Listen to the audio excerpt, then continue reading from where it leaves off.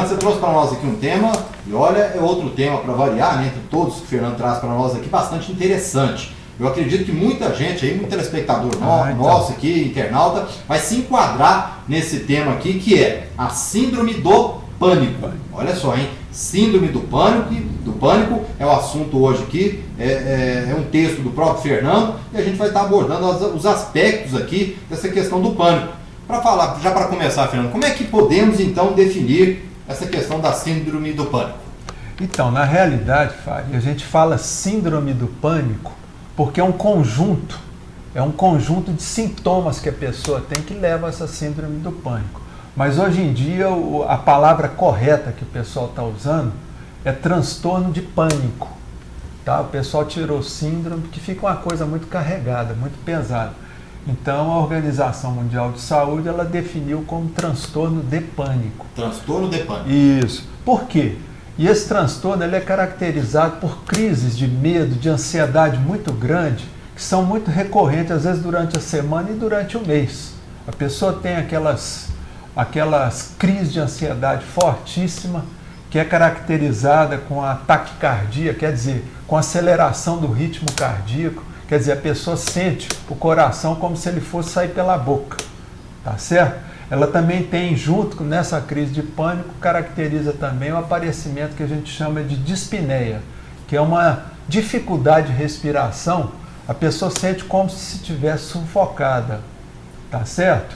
Então, quer dizer, E aí começa também uma sudorese, viu, Faria? A pessoa tem lá aquele suor abundante nas mãos, que é uma sudorese, vamos dizer assim, generalizada no corpo inteiro ou só localizada nos pés e nas mãos. Fernando, existe a possibilidade sim, de falarmos que quando a reação do pânico pode ser normal? Tem alguma situação que ela é normal? Ela é absolutamente normal, tá? Porque quando você está numa situação de perigo, aliás, o pânico ele é muito importante para a sobrevivência do ser humano. Aliás, o ser humano só chegou a ser o que ele é hoje graças a essa capacidade de sentir medo, de ter pânico e fugir, tá? Então, quer dizer, existe essa característica boa do pânico que é de salvar a vida da pessoa. Então, por exemplo, numa questão de afogamento, às vezes a pessoa entra em pânico, tá? Ela começa a balançar os braços, tudo, e aí as pessoas em volta jogam lá uma corda, busca a pessoa. Por exemplo, a pessoa, quando ela se vê diante de uma cobra, de um perigo iminente, um assalto, ela está vendo lá um assalto, ela sente a necessidade, aquele medo e ela corre. E ela corre para valer. Por quê? Porque todo o organismo, viu, Faria? Inclusive, lá nós temos também uma descarga de adrenalina, de cortisol naquele momento, que faz com que a pessoa ela tenha uma explosão muscular para poder correr. Então, essa sudorese, esse formigamento que a pessoa sente, muitas vezes, é para justamente facilitar com que ela tenha uma reação fisiológica para poder correr. Ou seja, para no poder caso se defender. De um risco de vida, o organismo reage. Reage, a pessoa às vezes entra em pânico, fica com medo, aquele medo forte, e aquilo ali faz com que a pessoa reaja rapidamente, tá? Para poder fugir daquele perigo, sair fora daquele perigo. Nessa situação, aí o pânico é bom. O pânico é normal, é bom, ele é até desejável que a pessoa tenha essa reação. Tá? Todo mundo tem. Ela acaba saindo de uma situação de risco. Então. Exatamente, ela corre. Vamos supor um incêndio. Se tem um incêndio, a pessoa muitas vezes entra num pânico, um medo normal, e esse medo faz com que a pessoa tome decisões rápidas no sentido de fugir daquele incêndio. Tá? Buscar alternativa para fugir, para correr, qualquer coisa assim. Podemos dizer então que o pânico é patológico? É patológico nas condições em que a pessoa sente o pânico sem estar diante de algum perigo real, tá? Às vezes a pessoa passa dentro de um túnel, ela sente pânico, tá? Às vezes a pessoa entra dentro de um avião, ela tem uma crise de pânico, por causa de medo de determinados locais, tá? Então, quer dizer, é normal nesse sentido. Quer dizer, ela é patológico quando a pessoa não está diante de um perigo real. Tá certo. Tá? Depois, Fernando, eu quero que você me explique então qual que é a diferença do pânico com a fobia. Que é muito interessante até para explicar aí essa diferença. Tem gente que tem muita fobia de alguma coisa e pânico também. Então você vai explicar daqui a pouco para a gente. O tema de hoje, síndrome do pânico ou transtorno de pânico, como está definido, né? Fernando, você passou para nós aqui, transtorno de pânico possui alguns critérios. né? Inclusive vários ataques em semanas ou até meses pode acontecer? Então, esse é um critério para ser caracterizado o transtorno, o pânico como patológico, tá? Como uma psicopatologia.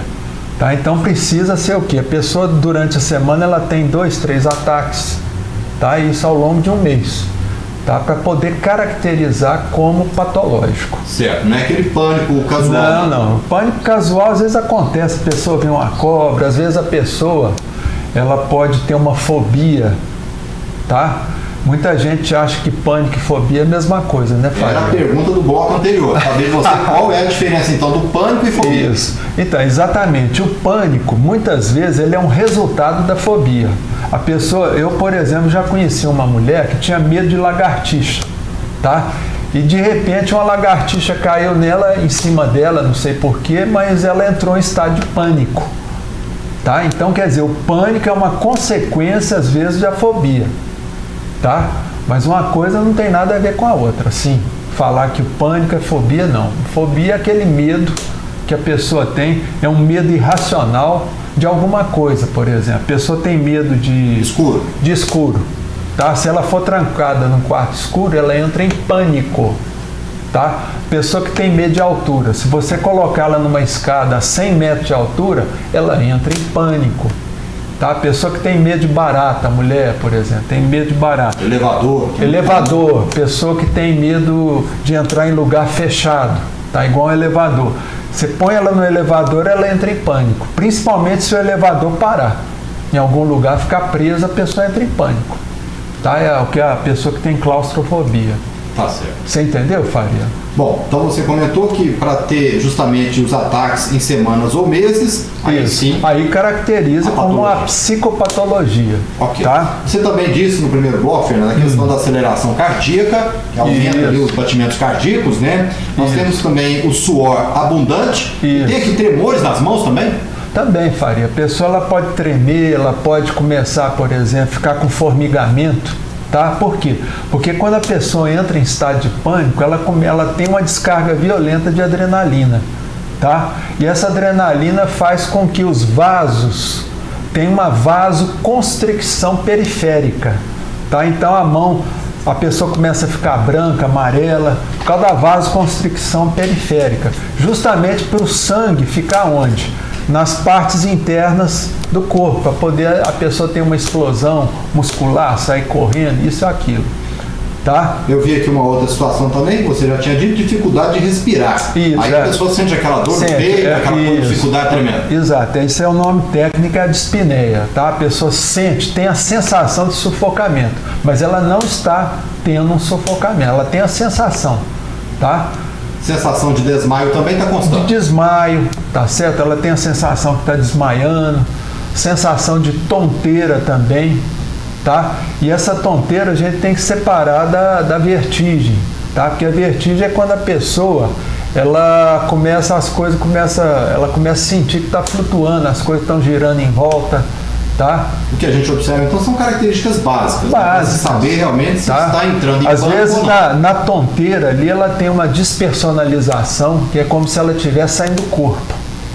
Tá? E tem também um tipo de tonteira que é a desrealização, que a pessoa parece que está num sonho. Tá certo? Ela está girando ali num sonho.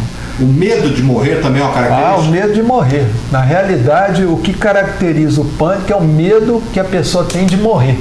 É o medo de morrer. É a principal característica. Exatamente. Tá? Tô vendo aqui também. Ela sente aquela sensação de morte. Tá? Ela acha que está tendo um ataque cardíaco.